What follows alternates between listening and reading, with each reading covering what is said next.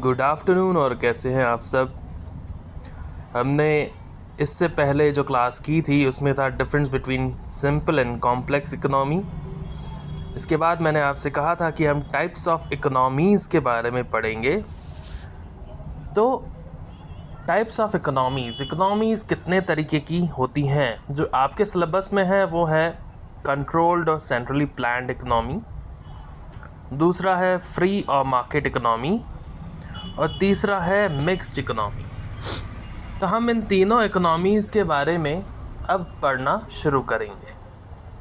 सबसे पहले कंट्रोल्ड और centrally planned economy.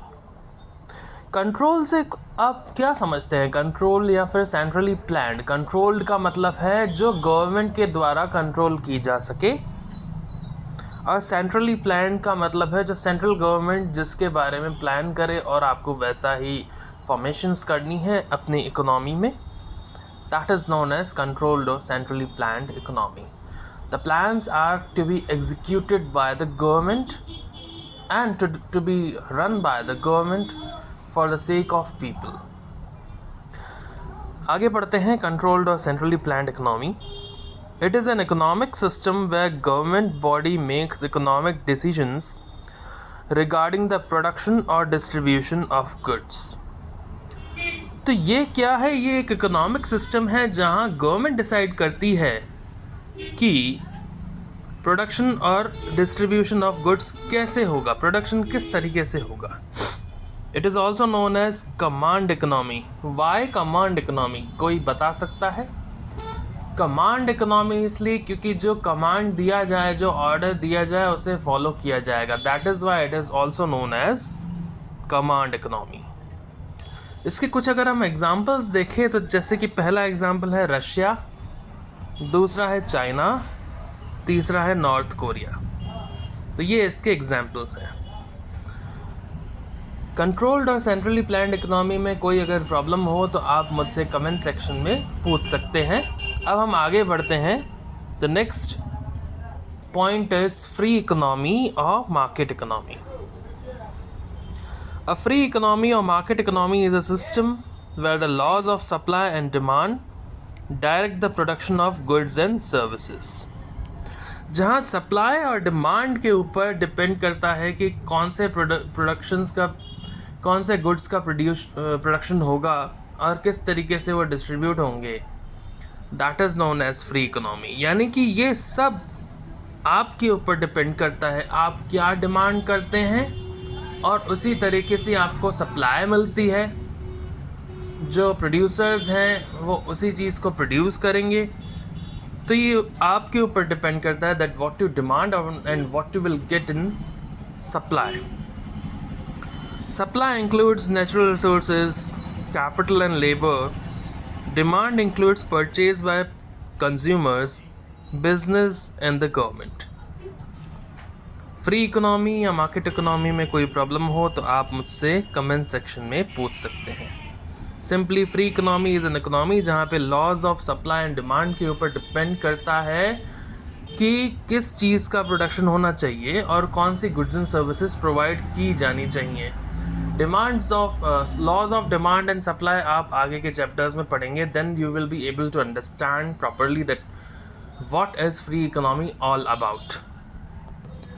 Free economy के कुछ एग्जांपल्स अगर हम लें तो USA यानी कि अमेरिका, UK यानी कि इंग्लैंड या फिर यूनाइटेड किंगडम, और Japan.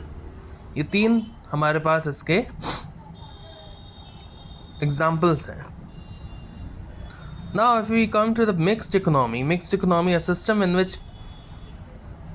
which combines both capitalism, free economy, and socialism, centrally planned economy, जहाँ दोनों फ्री इकोनॉमी और सेंट्रली प्लान्ड इकोनॉमी मिलकर काम करें वही होती है मिक्स्ड इकोनॉमी।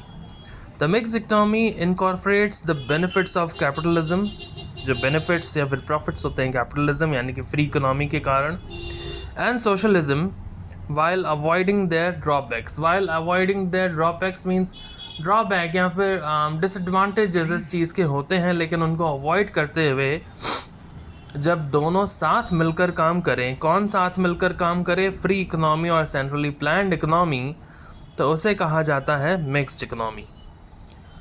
इसका एक एग्जांपल है India. Under mixed economy both private and public sector को एग्जिस्ट, दोनों को एग्जिस्ट करते हैं, प्राइवेट और पब्लिक। अब हम आते हैं इन तीनों के डिफरेंसेस पे। Difference between controlled market and mixed economy. तो difference between controlled economy, market economy and mixed economy. सबसे पहले हम पढ़ेंगे इकोनॉमिक ग्रोथ के बारे में, और हम पेज को 4 पार्ट्स में डिवाइड कर देंगे। पहला पार्ट होगा बेसिस ऑफ डिस्टिंक्शन, उसके बाद कंट्रोल्ड इकोनॉमी, उसके बाद मार्केट इकोनॉमी, और लास्ट में है मिक्स्ड इकोनॉमी।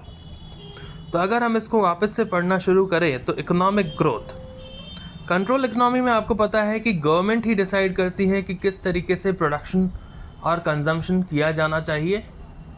तो government, GOVT means government plans, जो गवर्नमेंट प्लानर्स है, जो गवर्नमेंट के लिए काम करते हैं, वही सेट करते हैं ग्रोथ टारगेट्स को। Quotes are assigned for producers. There are poor incentives to produce in an efficient manner. क्या बताया गया है कंट्रोल्ड इकोनॉमी के बारे में?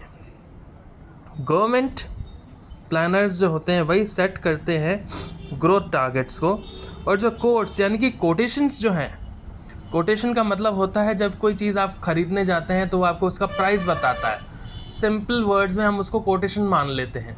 तो जो कोटेशंस दिए जाते हैं वो गवर्नमेंट के थ्रू दिए जाते हैं।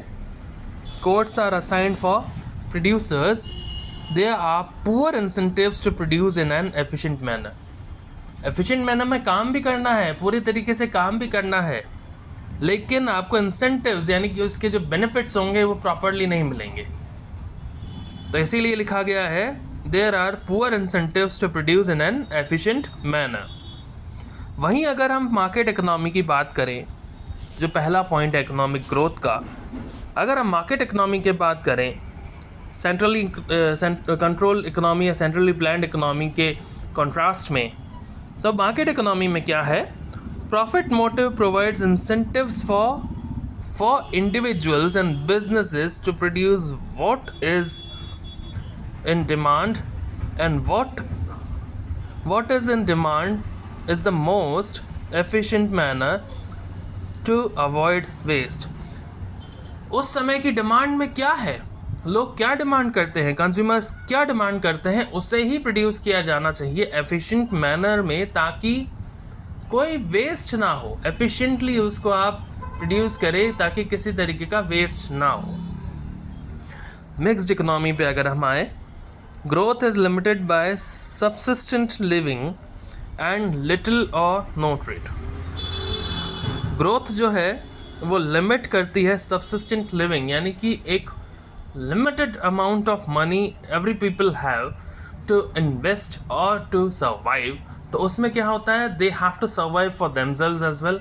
तो यहाँ पे जो है इसीलिए गवर्नमेंट और प्राइवेट सेक्टर दोनों मिलकर काम करते हैं, so that everybody can get the benefits of the economy, and they produce all the things which are to be used by the people of that country.